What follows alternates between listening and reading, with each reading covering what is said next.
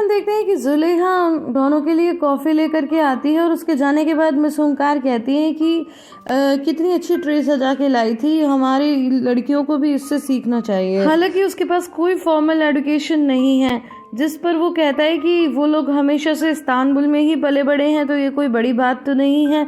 तो कहती है कि क्या मेड के लिए भी कोई बड़ी बात नहीं है। तो तमिर बोलता है कि आप कब से ऐसी बातें करने लगी, आप तो सभी के साथ न्याय करती हैं। तो वो बोलती हैं कि हाँ, न्याय तो करती हूँ, इसीलिए कह रही हूँ कि हर किसी को अपनी जगह पता होनी चाहिए। एक मेड को अपनी जगह पता होनी चाहिए और मालिक को अपनी जगह पता होनी चाहिए।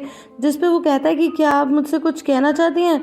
तो वो थोड़ा हंसती हैं और कहती हैं कि मुझे जो कहना था वो तो मैंने कह दिया, अब आगे क्या होगा वो तुम्हें देखना है। तो वो भी थोड़ा सा मुस्कुरा देता है। गाइस, वीडियो में आगे बढ़ने से पहले मैं कहना चाहती हूँ कि आप लोग प्लीज़ कमेंट ज़रूर किया कीजिए, क्योंकि मुझे भी अप्रिसिएशन चाहिए। वैसे भी इस सीरियल को लेकर के कुछ खास व्यूज़ नहीं आते और फिर आप लोग तभी कमेंट करते हैं जब मैं अगला एपिसोड नहीं लाती। और अगर कोई कमेंट नहीं होता तो मुझे लगता है कि कोई इंटरेस्ट नहीं ले रहा, तो बेकार में क्यों बनाऊँ। इसके 4 सीज़न है, तो सच में वीडियो बनाने के लिए बहुत मेहनत करनी पड़ती है, एक एक एपिसोड बनाने के लिए। और अगर आप में से कोई यूट्यूबर होगा तो मेरी बात अच्छी तरह समझ पा रहा होगा, तो प्लीज़ आप लोग कमेंट ज़रूर कीजिए, लाइक कीजिए और ज़्यादा से ज़्यादा लोगों में शेयर कीजिए। और साथ ही साथ अगर अभी तक आपने चैनल को सब्सक्राइब नहीं किया है तो प्लीज़ चैनल को सब्सक्राइब कर लीजिए, hit the bell icon, so that आपको वीडियोस की नोटिफिकेशन मिलती रहे और मुझे नई वीडियो बनाने की मोटिवेशन। इस सीन में हमें फिर से वही जगह दिखाई जाती है गाइस, जहाँ पर यिल्माज़ बाकी लोगों के साथ रहता है और बहुत ही ज़्यादा गंदगी, कीचड़, उसमें सब लोग रो रहे होते हैं, बच्चे बहुत ज़्यादा, और बहुत बुरा हाल होता है। तो वहाँ पर जुलेहा मिलने के लिए आती है यिल्माज़ से। तो यिल्माज़ बोलता है कि आज मिस्टर दैमिर मुझसे बहुत से सवाल पूछ रहे थे। तो वो कहती है कैसे सवाल, यही कि हम लोग कहाँ के रहने वाले हैं और तुमने अपनी एजुकेशन कहाँ से ली, मैंने अपनी एजुकेशन कहाँ से ली, वगैरह वगैरह। वो बोलती है कि इतने सवाल क्यों। तो कहता है कि पता नहीं अब आगे और कितने सवालों का सामना करना पड़ेगा। वैसे मैं बता दूं कि कल मैं अदाना जा रहा हूँ, वहाँ मैं शेरिफ यगाची से मिलूंगा, वही हमारी आइडेंटिटी की प्रॉब्लम को रिजॉल्व करेंगे। तो कहती है हाँ तुम्हें ज़रूर जाना चाहिए, लेकिन तभी बाहर से एक आदमी के ज़ोर ज़ोर से चिल्लाने की आवाज़ आने लगती है और दूसरे लोग भी इकट्ठे हो जाते हैं। तो वो आदमी अपनी पत्नी से कह रहा था कि इस बच्चे को चुप करो, मेरा सर फटा जा रहा है इसके रोने से। वो चुप करने की कोशिश कर रही थी लेकिन बच्चा चुप नहीं हो रहा था। तो इतने में वहाँ पर जुलेहा भी वहाँ आ जाती है और वो जब बच्चे को गोद में लेती है तो बच्चे को तेज बुखार था। इसके बाद वो यिल्माज़ से कहती है कि तुम थोड़ा पानी ले आओ और उसकी माँ से कहती है कि क्या विनेगर है तुम्हारे पास। बस फिर नेक्स्ट सीन में हम देखते हैं कि वो उसी की झोपड़ी में है और बच्चे के पूरे शरीर की पट्टी उतार रही है, जबकि माँ अपने दूसरे बच्चों के साथ सो गई थी क्योंकि वो भी बीमार थी। अब नेक्स्ट सीन में हम देखते हैं कि सानिया रूम में आती है जहाँ पर गफूर होता है और वो कहती है कि पता नहीं ये जुलेहा कहाँ गायब है, पूरे मेंशन में मैंने तो इसे कहीं देखा नहीं। और वो बहुत सी बातें बोलती रहती है, लेकिन गफूर का इरादा कुछ और ही था। वो उसे पकड़ लेता है, तब वो दूर हटाती है, कहती है कि देखो अभी मेरा मूड ठीक नहीं है, जब तक कि मैं मालकिन को ये साबित ना कर दूं कि मेरी जगह ज़्यादा इम्पोर्टेंट है तब तक ये सब नहीं होगा। लेकिन वो फिर भी इसी चीज़ में लगा हुआ था। तो उसके बाद में फिर वो मान नहीं रही थी, तो वो क्या करता है कि सानिया को बता देता है कि मुझे कहा गया है कि मैं इस्तांबुल जाऊं और सारी बातों को पता करूं जो कुछ भी यिल्माज़ ने कहा है। यानी कि अभी तक मिस ओंकार ने कहा था कि अपनी वाइफ को भी मत बताना, लेकिन उसने बता दिया। और वो कहता है कि ये बात तुम किसी से मत कहना वरना मैं मुश्किल में पड़ जाऊंगा।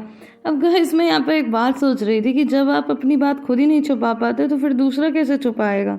अब ये बात सुनकर के सानिया खुश हो जाती है और उसके बाद वही होता है जो गफूर चाहता था। अब हमें नेक्स्ट डे मॉर्निंग का सीन दिखाया जाता है जहाँ पर अभी भी जुलेहा बच्चे को संभाल रही थी, वो रात भर से सोई नहीं थी। तो यिल्माज़ उसके पास आता है और कहता है कि तुम कैसी हो, तुम रात भर सोई नहीं। वो अपना कोट उतार के उसे पहना देता है।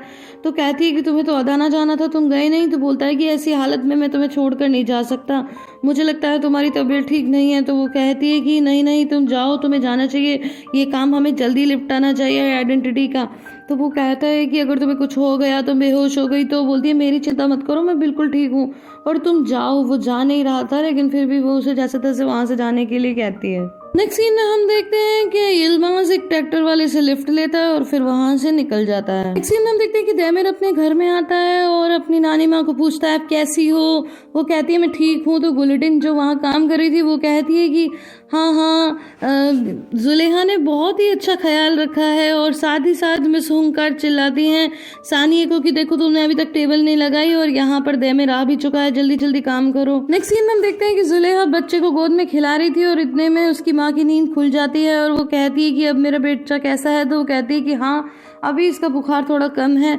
तो वो कहती हैं कि ईश्वर तुम्हें हमेशा खुश रखे, और उस बच्चे को गोद में ले लेती हैं और कहती हैं कि तुम भी काफ़ी थकी हुई लग रही हो, जाओ जाकर सो जाओ। तो कहती है कि नहीं नहीं मैं ठीक हूँ, लेकिन वो कहती है कि नहीं देख के तो ऐसा नहीं लग रहा, और थोड़ी देर में जुलेहा वहीं पर बेहोश हो जाती है।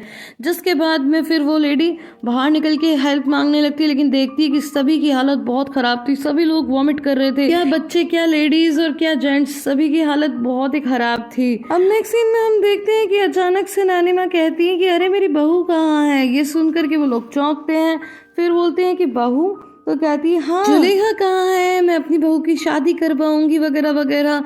तो मिस हुंकार कहती है कि एक तो सानिया हर लेडी को इनकी बहू बता देती है, तो ये कंफ्यूज हो गई हैं और मंद मंद मुस्कुराता रहता है देमिर। तो नानी मैं बस ऐसे ही बोलती रहती है कि शादी में गवर्नर भी आएगा और वो एक गले का सेट भी देगा वगैरह वगैरह। मिस हुंकार सानिया से पूछती हैं कि अरे एक बात बताओ कि जुलेहा कहाँ है, ब्रेकफास्ट का तो टाइम निकला जा रहा है। तो फिर सानिया कहती है कि पता नहीं, मैंने तो उसे देखा नहीं।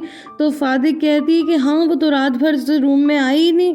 ये सुन करके वो लोग चौंक जाते हैं और देमिर कहता है कि तुम अब बता रही हो, तुमने बताया क्यों नहीं, जाओ जाके गफूर को बुला के लाओ। तो मिस हुंकार कहती है कि गफूर क्या करेगा, तो कहती है कि ढूंढेगा जुलेहा को, क्या पता वो किसी परेशानी में हो, कहीं फंस गई हो, कहीं बेहोश पड़ी हो।